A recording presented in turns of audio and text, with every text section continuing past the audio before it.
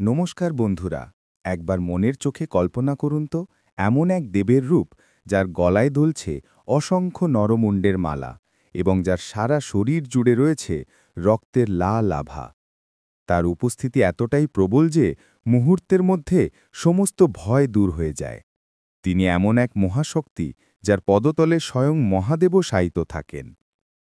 কথিত আছে, তিনি যখন প্রচণ্ড ক্রোধে উন্মত্ত হন তখন তাকে শান্ত করার ক্ষমতা কেবল দেবাদিদেব মহাদেবেরই থাকে।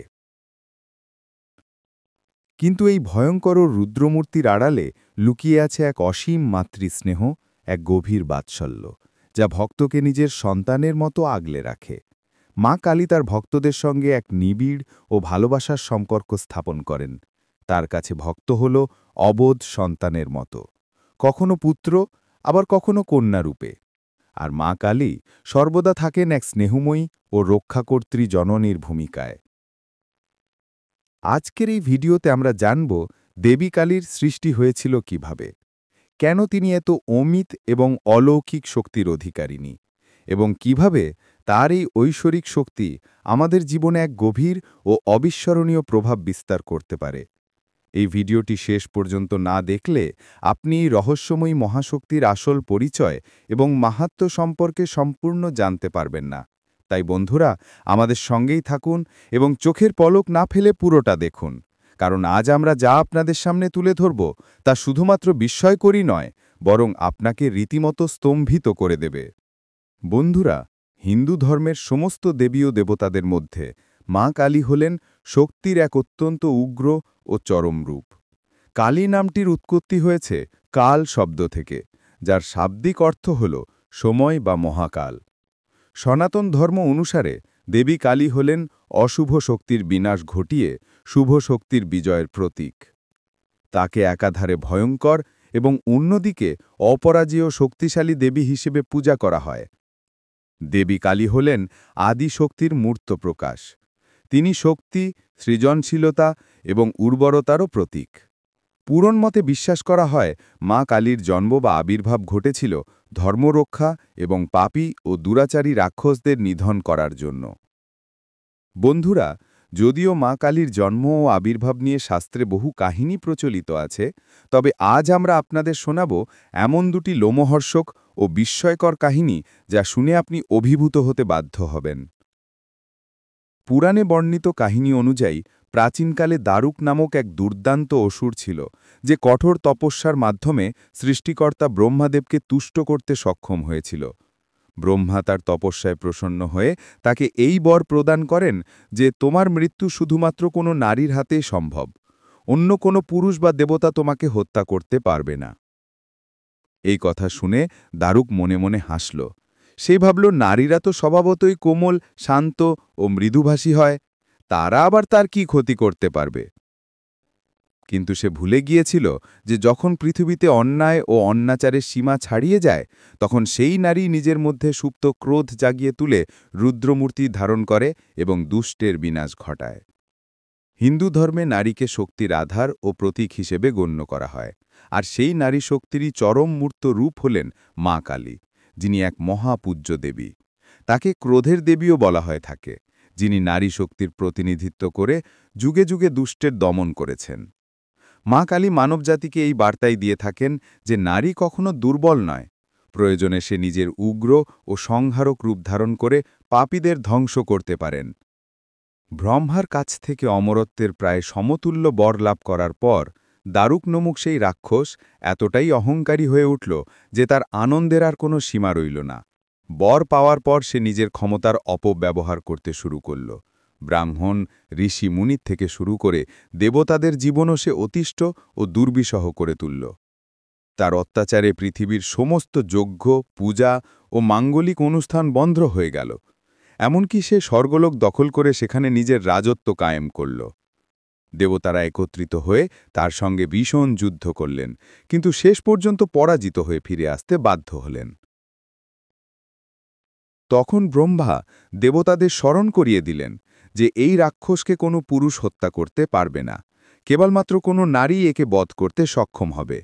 এই কথা শুনে সমস্ত দেবতা সাহায্যের আশায় দেবাদিদেব মহাদেবের শরণাপন্ন হলেন এবং দারুক নামক সেই রাক্ষসের সমস্ত কুকীর্তি তাকে জানালেন। এই ভয়ঙ্কর সমস্যার সমাধানের জন্য ভগবান শিব দেবী পার্বতীর দিকে দৃষ্টিপাত করে বললেন, হে কল্যাণী, জগতের মঙ্গল এবং দারুক নামক এই দানবের বিনাশের জন্য আমি তোমার কাছে প্রার্থনা করছি।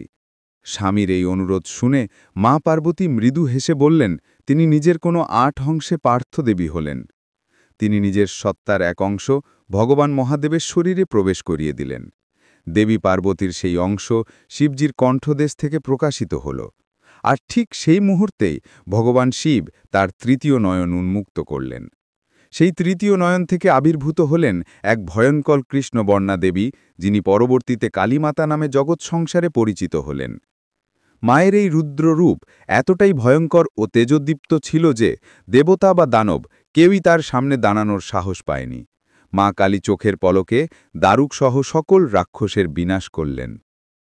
অন্যদিকে মহিষাসুর, ধূম্রলোচন, শুম্ভ নিশুম্ভ প্রভৃতি দানবের বিনাশের জন্য মা দুর্গা বিভিন্ন সময়ে বিভিন্ন রূপ ধারণ করেছিলেন, কিন্তু এদের মধ্যে সবথেকে ভয়ঙ্কর ও মায়াবী দানব ছিল রক্তবীজ। রক্ত মানে খুন বা লাল, আর বীজ মানে হল প্রাণ বা উৎস, অর্থাৎ যার রক্তের ফোঁটা থেকে নতুন প্রাণের সৃষ্টি হয় তাকেই বলা হয় রক্তবীজ। কথিত আছে সে কঠোর তপস্যা করে ভগবান শিবকে সন্তুষ্ট করেছিল এবং মহাদেবের কাছ থেকে একটা অদ্ভুত বর পেয়েছিল। বরে বলা ছিল, যুদ্ধক্ষেত্রে যেখানে যেখানে তার শরীরের এক ফোঁটা রক্ত পড়বে, ঠিক সেখানেই তার মতো দেখতে এবং সমান শক্তিশালী আরেকটা রক্তবীজ জন্ম নেবে। এই অসাধারণ ক্ষমতার অধিকারী হয়ে রক্তবীজ অত্যন্ত অহংকারী হয়ে ওঠে এবং নিজের ক্ষমতার অপব্যবহার শুরু করে। একদিন ক্ষমতার দম্ভে উন্মত্ত হয়ে সে দেবতাদের যুদ্ধের জন্য আহ্বান জানাল। সমস্ত দেবতা তার সঙ্গে যুদ্ধে লিপ্ত হলেন, কিন্তু রণক্ষেত্রে যেখানেই তার রক্ত পড়ছিল সেখান থেকে হাজার হাজার নতুন রক্তবীজ জন্ম নিচ্ছিল। ফলস্বরূপ যুদ্ধক্ষেত্র হাজার হাজার রক্তবীজে ভরে গেল এবং দেবতারা সম্পূর্ণ অসহায় হয়ে পড়লেন।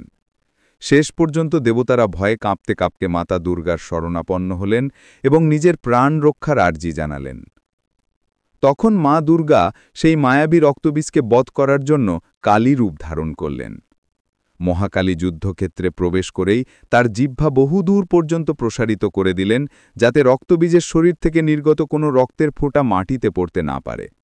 যুদ্ধের সময় যেখানেই অসুরের রক্ত পড়ছিল, মা কালী তৎক্ষণাৎ সেই রক্ত নিজের জিহ্বা দিয়ে শুষে নিচ্ছিলেন। এইভাবেই মা কালী রক্তবীজের একটিও রক্তবিন্দু মাটিতে পড়তে দিলেন না এবং অবশেষে সেই ভয়ঙ্কর দানবের বিনাশ করলেন। মা কালী রক্তবীজের সমস্ত রক্ত পান করে ফেললেন।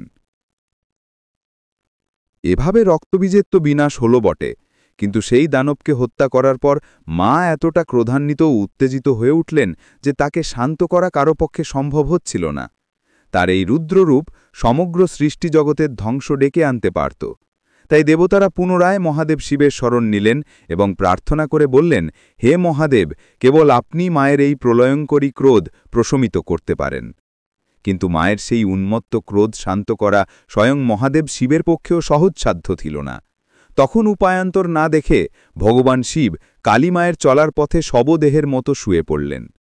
প্রচণ্ড আক্রোশে উন্মত্ত মা কালী যখন নিজের পা শিবজির বুকের উপর রাখলেন, তখনই তিনি হঠাৎ থমকে যান। বিস্ময়ে তিনি স্থির হয়ে দাঁড়ান এবং নিজের ভুল বুঝতে পেরে লজ্জায় তার জিভ বেরিয়ে আসে। মুহূর্তে তার রাগ প্রশমিত হয়ে গেল। এভাবেই মহাদেব দেবতাদের রক্ষা করলেন এবং মা কালীকে শান্ত করলেন, যার ক্রোধ একসময় সমগ্র সৃষ্টিকে ভস্মী করে দিতে পারত। মা কালী দেখতে কেমন তা আমরা বিভিন্ন ছবি ও মূর্তিতে দেখেছি। যুদ্ধক্ষেত্রে মা কালীকে সাধারণত ভগবান শিবের বুকে এক পা রেখে দাঁড়িয়ে থাকতে দেখা যায়। তার লোলজিহ্বা বাইরের দিকে প্রসারিত। বিস্ময় ও লজ্জার অভিব্যক্তি নিয়ে তিনি ভগবান শিবের দিকে তাকিয়ে আছেন। তার গায়ের রং ঘন নীল বা অমানিসার অন্ধকারের মতো কালো, মুখে এক ভয়ঙ্কর রুদ্র ভাব এবং তার ৩টি চক্ষু বিদ্যমান, যা সূর্য, চন্দ্র এবং অগ্নির প্রতীক। তার কপালে অমৃতের মতো এক খণ্ড চন্দ্রকলা স্থাপিত আছে। ঘন মেঘের মতো এলোমেলো খোলা চুল তাকে আরও ভয়ঙ্কর ও রহস্যময় করে তোলে। মায়ের ৪টে হাত, এক হাতে থাকে উদ্যত খড়গ বা তলোয়ার। অন্য হাতে থাকে এক দানবের ছিন্ন মস্ত, যা রক্তবীজ নামক দানবের উপর তার বিজয়ের প্রতীক। অন্য দুই হাতে তিনি ভক্তদের আশীর্বাদ ও অভয় দান করছেন। মায়ের এই মুদ্রার অর্থ হল, ভয় পেও না, আমি সর্বদা আমার ভক্তদের রক্ষা করব। মায়ের কানে দুল হিসেবে দুটি মৃত মস্ত বা সবেল কান রবা আছে, গলায় 50টি নরমুণ্ড দিয়ে তৈরি মালা এবং কোমরে পরিহিত দানবের কাটা হাত দিয়ে বোনা বস্ত্র। তার মুখ এবং জিহ্বা রক্তে রঞ্জিত, আর চোখ দুটো ক্রোধে আগুনের মতো জ্বলছে। এই ভয়ঙ্কর রূপ আসলে মহাশক্তির চূড়ান্ত প্রকাশ, যিনি দুষ্টের বিনাশ করেন এবং সৎশক্তির রক্ষা করেন। দেবী কালীকে সমস্ত দেবীদের মধ্যে সবচেয়ে উগ্র, তেজস্বিনী ও পরাক্রমশালী রূপ হিসেবে গণ্য করা হয়। তিনি মহাশক্তির আঘার এবং মৃত্যুরও অধিষ্ঠাত্রী দেবী। এমনকি স্বয়ং মহাকালও যার ভয়ে কম্পিত হন, তিনিই হলেন। তার ক্রোধ এমন ভয়ঙ্কর যে সমগ্র বিশ্বের শক্তি একত্রিত হলেও সে ক্রোধ দমন করতে পারে না।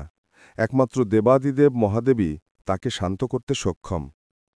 শাস্ত্রে উল্লেখ আছে, কলিযুগে ভগবান হনুমানজি, বাবা ভৈরব এবং মা কালী, এই 3 শক্তি সর্বদা জাগ্রত রূপে অবস্থান করে ভক্তদের রক্ষা করবেন।